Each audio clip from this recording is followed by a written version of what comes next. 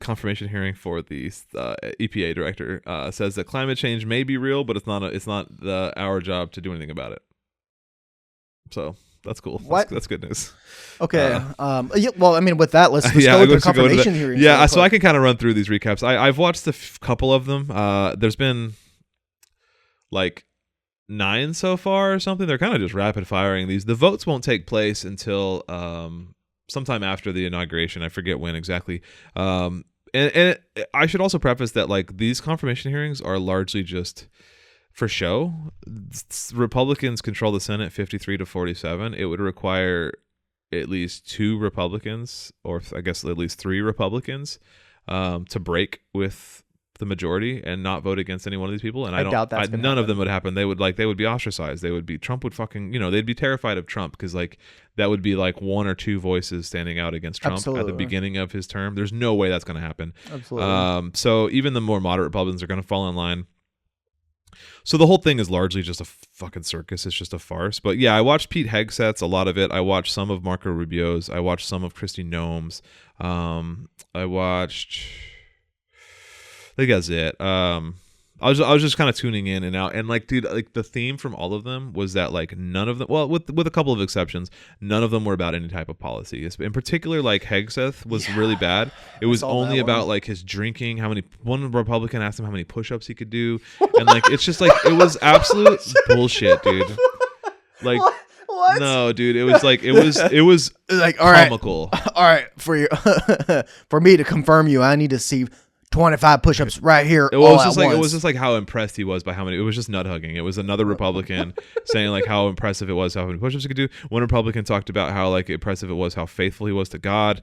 Then like it was just like, but like one Democrat brought up and was just like, what is the like, and it was like this technical question about like the military, and he like was like, oh, I'm not sure. And she's like, that is like 50% of your job. You are unqualified for this job. And she was just fucking railing at him, and it was really funny because like he is absolutely unqualified. Absolutely. Like, there is no world where this man should have this position, and he will get this job. And like that should be scary because he's now the guy in charge of all of the military, and he thinks that women are inferior to men.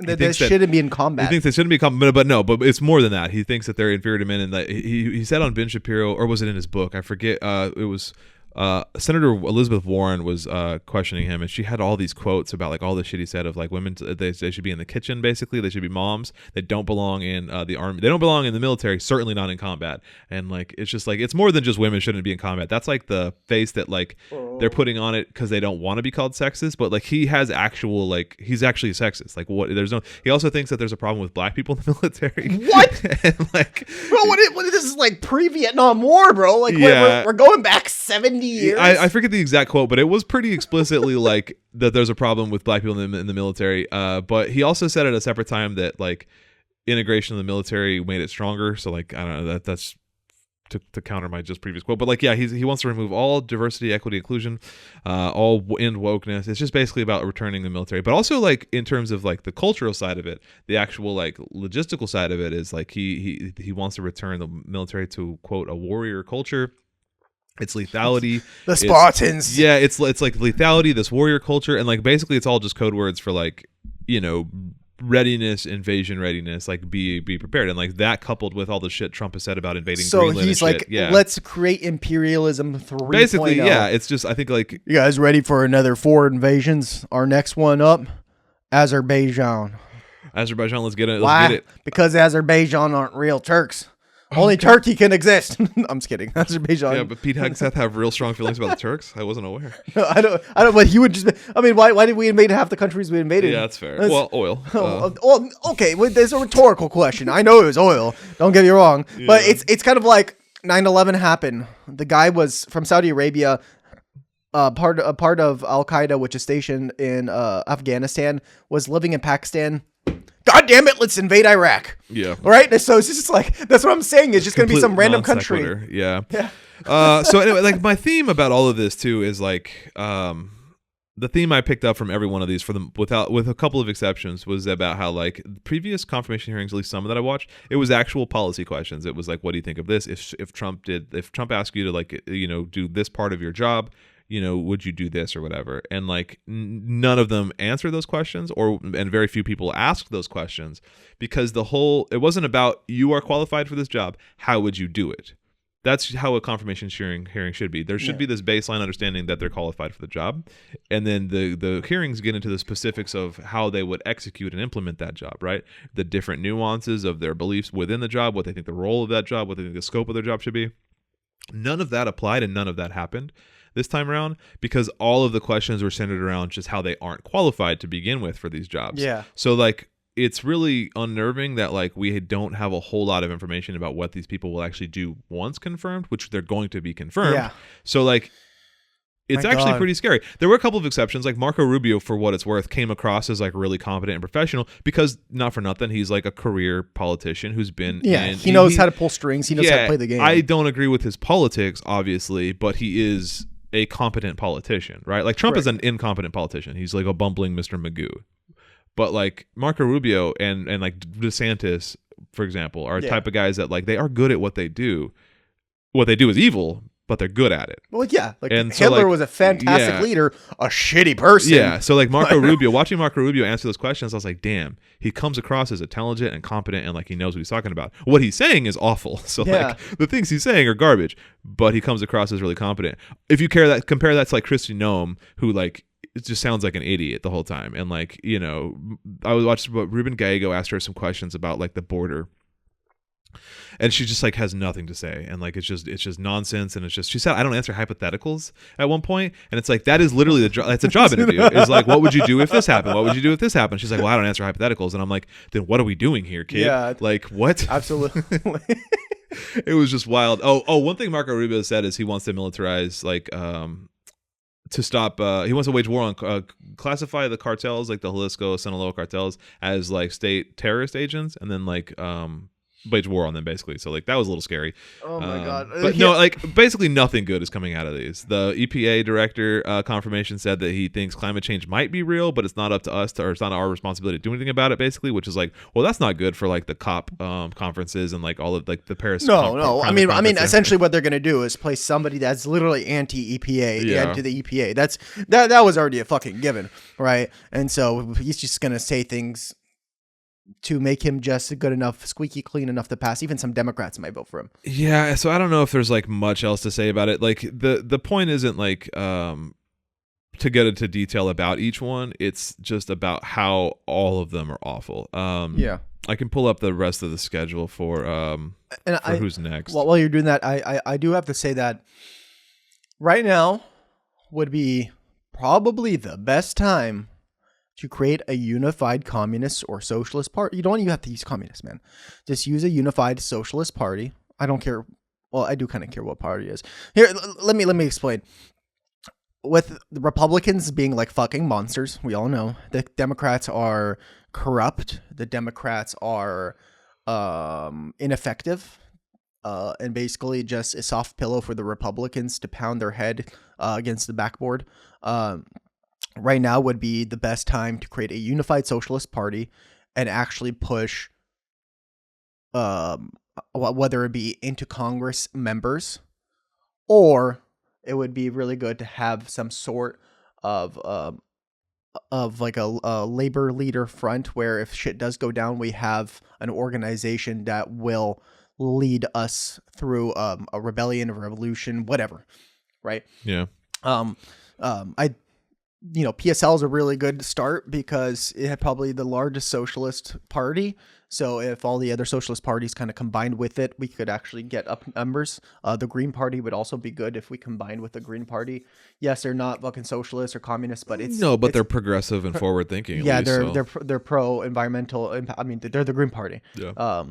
And so we could have like just like in France, they had that coercion of multiple parties coming together. Yeah, the coalition. Yeah, the coalition. Sorry, coalition. You're struggling today, bro. I'm struggling today, man. It's okay. But we can have a coalition of parties to make like one major party with sex in there. But this is, I think, if we're gonna do this democratically, with a Western liberal SECTS.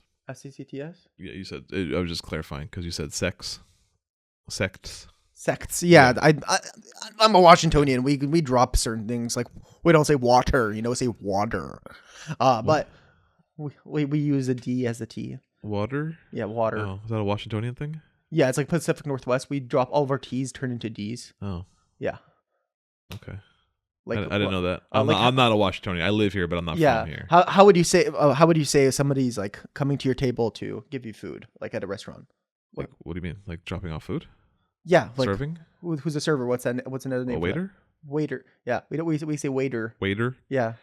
I say server, I guess. But, yeah, all of our T's drop into a D because we're fucking lazy. I didn't totally mean to derail you there. You were on a roll. No, I don't even know where I am now. Anyways, you're talking about building a coalition force. Like that. Yeah. Now is the time. That'll never happen because all Democrats are controlled by like corporate lobby interests. So like, what I'm saying is not the Democrats. That to happen. No. I understand that, but I'm just saying that. I'm saying is if we're gonna do this in a Western liberal democracy type of way, this is now the time to do this. Otherwise, it's either that or some sort of physical revolution. So, if we want to go the peaceful way, we can try, but we have to come together. And this is kind of a crucial moment in history with Trump being for the second time. And honestly, this is probably the most fashy government we've ever had. It's good. Yeah, we're up there for sure. Yeah. Yeah. All right. There's a ton more confirmation here. I pulled up a list. Like I said, Elise Stefanik is one of the bigger ones up next. The people left aren't really like super firebrandy. Doug Collins, Elise Stefanik, Russell Vought, Brooke Rollins. A bunch of people haven't been scheduled. Interestingly enough, Tulsi Gabbard and RFK Jr. have not been, and Linda McMahon, who are actually those are kind of the three that I'm also like really looking for. They haven't been scheduled, and also. People are kind of like speculating like what's going on, why aren't they being scheduled? Like maybe are they going to get dropped?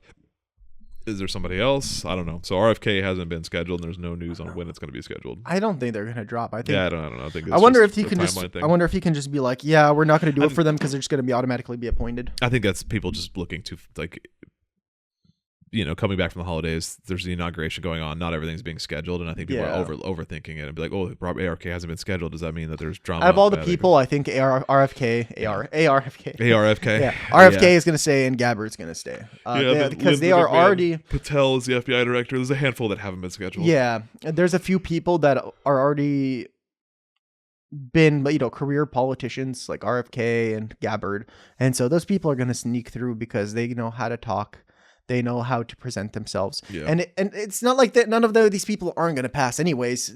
Like you said, the majority of Congress is fucking Republican. Yeah. So yes, there's a slight majority in both Senate and the House now. So the Senate, Republicans, so Republicans control all three branches of government and both chambers of the legislature. So completely Republican controlled. Also, not for nothing, they control most state houses across the country too. We're fucked. Yeah. So we're kind of fucked. Yeah. Most state governments. House, Senate, Supreme Court, President, most state houses, a lot of governors, like it's, they have a mandate. And like, if Trump wants to just issue bans after bans of like any kind of trans issue or like border stuff or whatever he wants to do, basically there's not a lot in the way that's going to oppose him. It's pretty much a free pass for him to do basically whatever he wants. So that's what I'm saying. If there was ever a coup, if there's ever like violence, it's going to be during this next 4 years. Like, because who's going to stand up to him, right? If he wants to say, you know what, actually, I'm going to abolish term limits, and I'm just going to stay in office. I like it here. Absolutely, I can definitely see that. Nobody. Yeah, you think fucking I don't know who's a Republican governor, Greg Abbott, DeSantis. You think any of those people would stand up to him? No, they're all fucking no, because then they'll be like, well, yeah, that sounds good. I want to abolish term limits. I'd like to stay governor of Texas forever, right? So like, I don't know. That's speculation on my part, but yeah.